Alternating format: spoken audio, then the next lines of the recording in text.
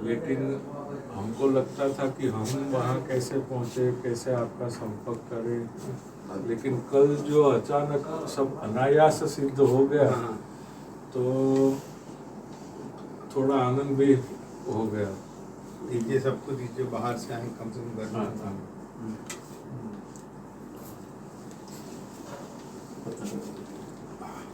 कि अनायास आपसे परिचय हो गया, मोदी जी ने आपसे परिचय करवाया, पीके मोदी जी ने करवाया।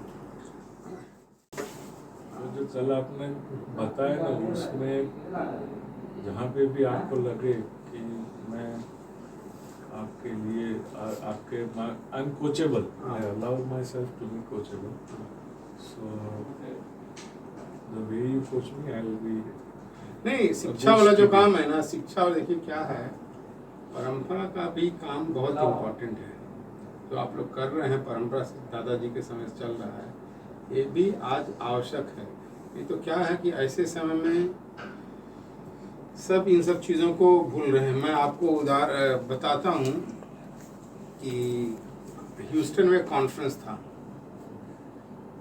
तो जो आजकल मैं बता रहा हूँ जो समाज का फैशन है, तो एक आए सेठ जी, मैं पैसे वाले होंगे, तो बोला कि आजकल पुजारी लोगों को कुछ आता नहीं है वगैरह वगैरह, बहुत सारी चीज़ बोला, पढ़े लिखे नहीं हैं, बहुत सारे चीज़ बोला। फिर सब लोगों ने उनके हाँ मिलाने लगे। तो मैंने कहा कि हमें भी कुछ कहना है। हमने पूछा, आप मानते हैं कि पुजारी समुदाय का, पुजारी जो है हिंदू समुदाय का बहुत महत्वपूर्ण अंग है? बोले हाँ जी। पुजारी बहुत पढ़ा लिखा होना चाहिए? हाँ। पुजारी योग्य होना चाहिए, जो समाज का मार्गदर्शन कर रहे हैं? हाँ जी। सब अच्छा होना चाहिए। तो मैंने कहा, आप जो यहाँ अमेरिका में पुजारी रखते हो भारत से ला करके, जानते हो एक अच्छे योग्य पुजारी बनाने के लिए, पढ़ा लिखा विद्वान पुजारी बनाने कम से कम 12,000 लगता है, तब विद्वान पुजारी अच्छा योग्य पुजारी बनता है। और आप लोग उसमें एक इन्वेस्टमेंट नहीं करते हो। तो मैंने सबसे बोला कि ये ब्राह्मण परिवार से आए हुए यहाँ लोग हैं, कितने हाथ उठाओ। तो सब इंजीनियर सब हैं वहाँ भरे पड़े हैं। तो मैंने कहा, देखो आप लोग सब ब्राह्मण परिवार से हो और आप चाहते हो पुजारी पढ़ा लिखा योग्य हो, जो आपके लोगों को मार्गदर्शन गाइडेंस करें। आप 4 साल के इंजीनियरिंग करके यहाँ $10,000 कमाते हो, और आप चाहते हो 12 साल का जो शास्त्र पढ़ करके पुजारी यहाँ उसको $1,000 दोगे, है ना? तो आज भारत का कोई पंडित बेवकूफ नहीं है, वो भी अपने बच्चों को डॉक्टर इंजीनियर बनाना चाहता है। हाँ, आने वाली पीढ़ी में आपको पुजारी नहीं मिलेगा। तो फिर मैंने कहा कि जो नॉन ब्राह्मण है वो हाथ उठाओ, सब उठा लिए। लेकिन ब्राह्मणों ने आपके साथ बहुत भेदभाव किया है, आपको आपके बच्चों को और आप लोग पुजारी नहीं बनने दिया है। मैं ऑफर देता हूँ, आप अपना एक बेटा मुझे दे दो, मैं अपने खर्चे से इनको भारत ले जाऊंगा, अपने गुरुकुल में उनको पढ़ाऊंगा और उनको अच्छा पुजारी बना दूंगा, साथ साथ मैं मॉडर्न चीज भी पढ़ाऊंगा। फिर आपको यहाँ वापस भेज दूंगा, इनको मंदिर में पुजारी लगा देना। और उनको पुजारी में सब चाहिए, संगीतकार, हाँ, भजनिक, हाँ, कथाकार, हाँ, ज्योतिष, हाँ, वास्तु, हाँ, फिर स्वीपर भी चाहिए, सब चाहिए, ऑल इन वन चाहिए। वो दरवाजा खोलने से लेके बंद करने तक, और बीच में कुर्सियाँ बिछाने के सब कुछ एक में चाहिए। हाँ, वो हमारा हम अमेरिका में हिंदू पुजारी सम्मेलन हर साल करते हैं। कार्टून बनाया था कि सब चीज उसके अंदर है, जो आप बोले ना कि पुजारी तो झाड़ू लगाने वाला, कथाकार, सब उसके अंदर है। तो मैंने कहा भोजन भी बनाए और वो भी सब वही करेंगे, भगवान का थाल भोजन बना के वही नहीं। तो मैंने कहा कि देखो, पुजारी समाज का महत्वपूर्ण अंग है, तो समाज को भी इसमें इन्वेस्ट करना चाहिए।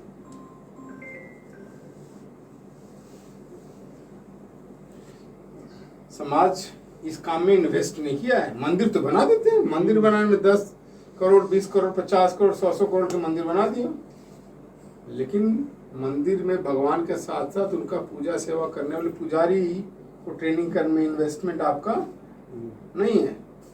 और वो अगर जिस पुजारी प्रोग्राम भी नहीं है, कुछ भी नहीं है जी, इन्वेस्टमेंट नहीं है, कुछ भी नहीं है, तो आने वाले समय में आपको पुजारी नहीं मिलेगा। अरे शहरों में आप लोग ढूंढते हैं ब्राह्मण को भोजन कराना है, श्राद्ध को कौन मिलता है? नहीं मिलता। तो ये क्या है, समाज को इन्वेस्ट करना चाहिए। जैसे ईसाइयों पादरी हैं, वहाँ अमेरिका में पादरी का मिनिमम सैलरी $60,000 है। मिनिमम क्वालिफाइड जो होता है ना, वो भी प्रीस्ट है ना, उसका सैलरी मिनिमम इतना से शुरू होता है। With all perks. हाँ, Not with only all- seven, हाँ। all perks. Perks. Residences, transportations, family, educations, everything is free. और जो फादर जो होता है ना, फादर, उसकी पूरा वैसा ही कॉर्पोरेट की तरह सैलरी वगैरह स्ट्रक्चर होता है। जूस में भी वैसा ही है। हाँ ठीक, उन्होंने ऐसा सिस्टम किया कि हर यूनिवर्सिटीज में उनके जहाँ जहाँ पर थियोलॉजिकल कॉलेजेस हैं, जी। वहाँ उनके graduation, post graduation, PhD, THD degree होती है। मैं दिल्ली में पोप के एम्बेसडर जो से मिल रहा था, तो मैंने कहा भाई आप लोग कैसे बने एम्बेसडर? तो साधु होने प्रकार के फादर तो शादी ब्याह नहीं करते हैं ना। तो बोला नहीं, हम लोग जब ग्रेजुएट करते हैं अपने यूनिवर्सिटी में, जहाँ पर भी नॉर्मल यूनिवर्सिटी में, तो वहाँ का जो डिपार्टमेंट थियोलॉजी और फादर ये सब होते हैं ना, वो हम लोग 1 साल का स्कॉलरशिप देते हैं, जाओ दुनिया में घूम के आओ। मैं जैसे आप फर्स्ट डिवीजन से पास किए ना, तो चर्च वाले आएंगे वहाँ के जो संबंधित है ना डिपार्टमेंट से, 1 साल घूम के आओ, पैसा देंगे। तो नौजवान आदमी घूमना चाहते हैं ना, फ्री में पैसा मिल रहा है, घूम रहे हो। अच्छा, फिर मान लो 2-3 महीने तो खूब घूमेगा, तो फिर थक जाता है। फिर उनसे पूछा बताओ कहाँ जाए, फिर कहाँ जाएगा? 2-3 महीने के बाद फिर बोला, वो बोले तुम हमारे इस विद्यालय में चल जाओ, इस इलाके में जहाँ जहाँ हम ट्रैवल कर रहे हैं, वहाँ जाके गरीब इलाके में क्या करते हैं, स्कूल में जाके पेंट करता है, सफाई उफाई करता है, सेवा करता है, उसको एडवेंचरिज्म कहते हैं। और वहाँ से लौट के आते तो उसके मन में बड़ा प्रेरणा आती है, भाई ये काम तो बहुत करना चाहिए। देखो हमारे और लोगों ने कैसे कैसे जीसस क्राइस्ट की सेवा की। वो आकर के अपनी नॉर्मल पढ़ाई छोड़ करके इनका जो सेमिनरीज का कॉलेज है ना, थियोलॉजिकल डिपार्टमेंट, वो पढ़ने लगते हैं, वो में पीएचडी करता है, फिर चर्च में फादर कहीं बन जाता है, फिर चर्च में अच्छा काम करता है तो दूसरा फादर, बड़ा फादर उसको चेक करते हैं, आदमी सिंसियर है, वहाँ से उसके लिए सेलेक्ट करता है। पोप का डिप्लोमेटिक कॉलेज है ना, वहाँ उसको भेज देता है, वहाँ 7 साल पढ़ाई होती है। हमारे डिप्लोमेट तो 2 साल पढ़ते हैं, 7 साल पढ़ाई होती है, फिर वो आकर के बढ़ता है। तो ये उन लोगों ने वैसा इंफ्रास्ट्रक्चर खड़ा किया है ना, उसको तो ज्ञान वही देने वाला है पूरा। अब देखो, मैंने एमए हिंदू स्टडी कल बात नहीं जी। एक अमेरिका में conference, American academy of religion का कॉन्फ्रेंस होता है, जहाँ जो रिलीजियस स्टडी के जो प्रोफेसर हैं ना सब आते हैं। 7,000-8,000 लोगों का कॉन्फ्रेंस होता है, वहाँ 5 हिंदू दिखाई नहीं देते हैं, साधु तो एक भी दिखाई नहीं देता, पंडित भी एक भी दिखाई नहीं देता। वहीं आप किसी डिपार्टमेंट चले जाओ, बुद्धिस्टों के 32 यूनिवर्सिटी हैं, जहां बुद्धिस्ट साधुओं को पढ़ाया जाता है। और बुद्धिस्ट साधु केवल त्रिपिटक नहीं पढ़ते हैं, वो आर्कोलॉजी पढ़ते हैं, हिस्ट्री पढ़ते हैं, सोशल साइंस पढ़ते हैं, तभी तो वो अपने धर्म की बात को प्रचार करेंगे। आज अमेरिका, यूरोप के जितने भी बुद्धिस्ट डिपार्टमेंट है, आप 8-9 बुद्धिस्ट लामा साधु जो है ना बनते, आपको पीएचडी करते हुए मिल जाएंगे।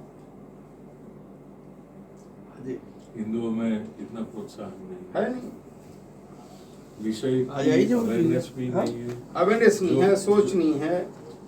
जो कल आप बता रहे थे और जो आप कर रहे हैं, उसके लिए मैं समझता हूँ कि सबसे पहले तो सबको ये थॉट प्रोसेस, ये कन्विक्शन डेवलप करना हाँ। पड़ेगा, और ये थॉट प्रोसेस। क्योंकि देखो, मैं अपने साधु को बोलता हूँ कि हम लोग बहुत अच्छे कथा प्रवचन करने में, वेदांत का, भागवत अपने, लेकिन एकेडमिक्स उसका कोई वैल्यू नहीं है। कोई नहीं।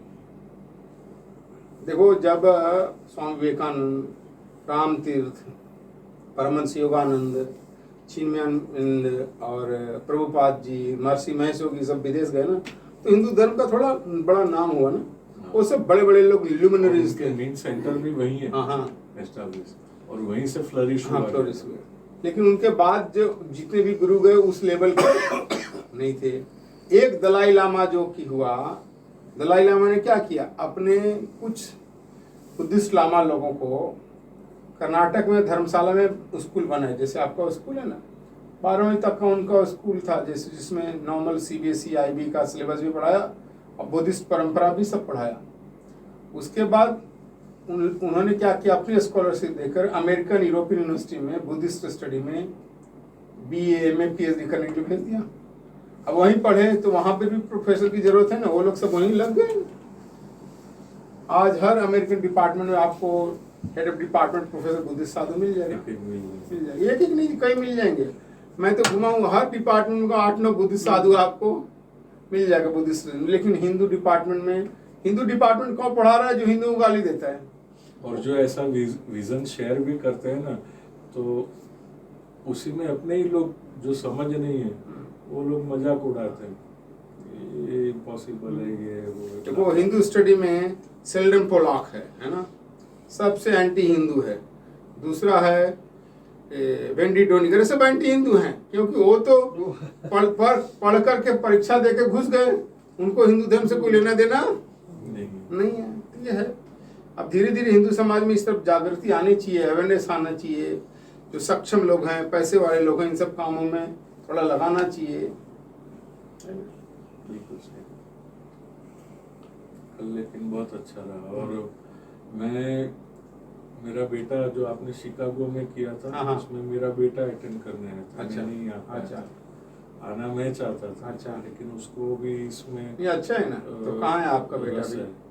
अभी तो नहीं है, वो बाहर है। अच्छा, मैंने यही रहता है अहमदाबाद हाँ। में। लेकिन हम दोनों जुड़ेंगे आपके साथ, और जो भी नहीं, आपके आइए। मार्गदर्शन हो उस अनुसार। यहाँ जो पढ़ाई होती है कैसे, भागवत विद्यापीठ में क्या क्या क्या पढ़ाते हैं? यहाँ पे अभी तो पहले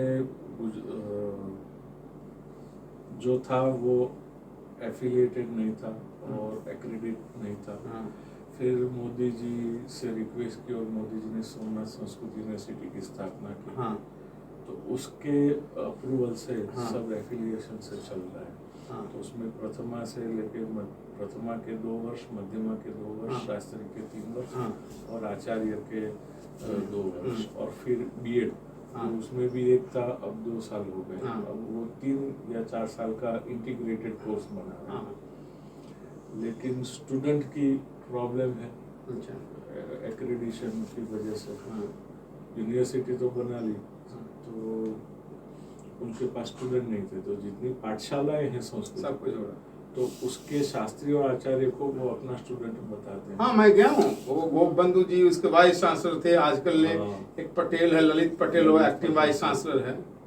मैं वहाँ गया था। वो तो क्या है, सोमनाथ वाले। हाँ सोमनाथ वाला क्या है, कोई नवाब उवाब का कोई बिल्डिंग था जो भग गया, तो वही इनको हाँ। दे दिया है, वही वाइस यूनिवर्सिटी का नया नवीनीकरण किया है। वो डालमिया किसी के फैक्ट्री के पीछे है वो। हाँ। हाँ। वो पीछे फास्टफूड बड़ा हाँ। फैक्ट्री है ना, उसके पीछे है। डालमिया जी का था। डालमिया जी का कोई बड़ा हेरिटेज पीछे फैक्ट्री है, डालमिया किसी का बड़ा फैक्ट्री है, उसके पीछे किसी बड़ा है बिल्डिंग, तो हेरिटेज बिल्डिंग है। हाथी सीमेंट वाला। हाँ, हाँ, हाँ। तो इस तरह से पढ़ाते हैं। लेकिन उसमें भी मुझे संतोष नहीं, क्योंकि हम जब पढ़े थे तब पूरा ग्रंथ था। हाँ। लघु कौमुदी, सिद्धांत कौमुदी, जो कल आप बात कर रहे थे। आजकल के बच्चों को वो अभ्यासक्रम में है ही नहीं, है लेकिन संज्ञा प्रकरण, अच संधि, हल संधि, ऐसा नहीं, वो परीक्षा का ऐसा है, वो परीक्षा का क्रम है ना। तो आप जो विद्यार्थी को भर्ती करते हैं, कुछ ऐसा कीजिए कि भाई परीक्षा तो दो, परीक्षा वाला, लेकिन ये जो हमारा क्रम परंपरा उसको पहले पढ़ो। उसके पहले हाँ, उसको नहीं पढ़ोगे तो परीक्षा तो दो। मैं परीक्षा, आज के कलयुग में बिना परीक्षा के काम चलेगा नहीं, लेकिन पहले पढ़ो। न्यूनतम जो है ना आपका, ये आपका जो भी सिस्टम है, आपने लघु सिद्धांत, मध्य सिद्धांत, इतना तो कम से कम आना चाहिए, तब उसके बाद परीक्षा दो। क्योंकि उसमें क्या है, थोड़ा सा भी शास्त्र का विद्वता आएगा नहीं। जैसे कॉलेज वालों की स्थिति हो गई है ना, क्योंकि उसका एप्लीकेशन ही नहीं मांगा। वो क्या है, कॉलेज वालों को तो ऐसा ही है ना, वो तो उनको अगर कॉलेज में ये सब नहीं करें तो उनको विद्यार्थी नहीं और भी नहीं मिलेंगे। देखो क्या है ना कि विद्या अर्थकरी भी होना चाहिए, अट्रैक्टिव भी होना चाहिए। आजकल एक और कलयुग आ गया है कि धोती कुर्ता पहने हुए पंडित से कोई लड़की भी शादी नहीं करना चाहती। तो कई सालों से डिस्कशन में है, जब ब्राह्मणों की मीटिंग होती है तब, तो उसका क्या उपाय है? नहीं, उसका तो कोई उपाय नहीं हो। समाज में इस तरह के अवेयरनेस आना होगा कि भाई धोती कुर्ता, मैंने जब गुरुकुल में मैं पढ़ा तो मैंने कहा कि ये सारी परंपरा है ना। तो मैंने कहा विद्यार्थी को ऐसा करना चाहिए कि ये हीन भावना निकले, है ना, अपने मन से, स्वयं से पहले कि जी एक दिन उसको पैंट शर्ट पहनाओ, है ना, पैंट शर्ट पहनाओ और उस दिन बोलो कि केवल संस्कृत में बोलना है। हमारे कौंडिन्य गुरु जी यही कहते थे, पैंट शर्ट बोलो तो संस्कृत में, अरे पैंट शर्ट पहनो तो संस्कृत में बोलो, और संस्कृत अरे धोती बंडी पहनो तो अंग्रेजी में बोलो। वही तो क्या है, वो हीन भावना निकलेगी। वो कौंडिन्य गुरु जी ऐसा ही प्रयोग करवाते थे। तो फिर उसको समझ में आ गया पैंट शर्ट पहनने की कोई बड़ी चीज़ नहीं है। मुझे विवेक जो है हमारे कॉन्फ्रेंस में कहे कि मुझे अच्छा लगता कि मैं संस्कृत में यहाँ बोलूँ, लेकिन लोग संस्कृत में जानते नहीं है। मैंने कहा कि मैं समझता हूँ संस्कृत, लेकिन अब लोग जनता नहीं समझते। मैंने कहा मुझे खुशी तब होगी जब हमारा गांव का किसान धोती कुर्ता पगड़ी बांध करके यहाँ आए, इस मंच पर अंग्रेजी में भाषण दे, है ना, और टाई कोट पहन करके हमारा विद्वान संस्कृत में बोले, है ना। हाँ, वही है। ये सारा चीज क्या है, सक्सेस की चीज है, पैसा का चीज है। अरब वालों का ड्रेस जो झब्बा पहनते हैं और ऊपर टायरी तो बांधते हैं, क्यों है उनका वो ड्रेस? क्योंकि उनके पास अभी पैसा है, तो उनके पैसे के साथ वो फैशन भी। सब चीज को आज के समय में सिर्फ पैसे से ही तोला जाता है, चाहे सफलता हो या कुछ भी। आज ही नहीं, प्राचीन काल से महाराज जी, है ना, यस्यास्ति वित्तम स नरः कुलीनः स च पंडित स गुणवान धर्मज्ञ स एव वक्ता स च दर्शनीय सर्वे गुणा आश्रयन्ति। वेदव्यास का वचन है महाभारत। मेरे चाचा जी यही बोलते थे। हर बार पंडित मिले तो उसको यही श्लोक सुनाते। वो भी दादाजी के छोटे भाई, वो भी काशी में ही पढ़े। ये अच्छा है, मैंने कुछ कीजिए, हम भी आएंगे, थोड़ा इसके अंदर अपनी पुरानी विद्या को बिना छोड़े हुए अपनी उसको और उसको धार कैसे तेज करें ना, वो करना होगा। हम थोड़ा पेपर वर्क करके आपसे संपर्क में रहेंगे। आपका ईमेल वगैरह भी ले लो, सब ले लीजिए। बेस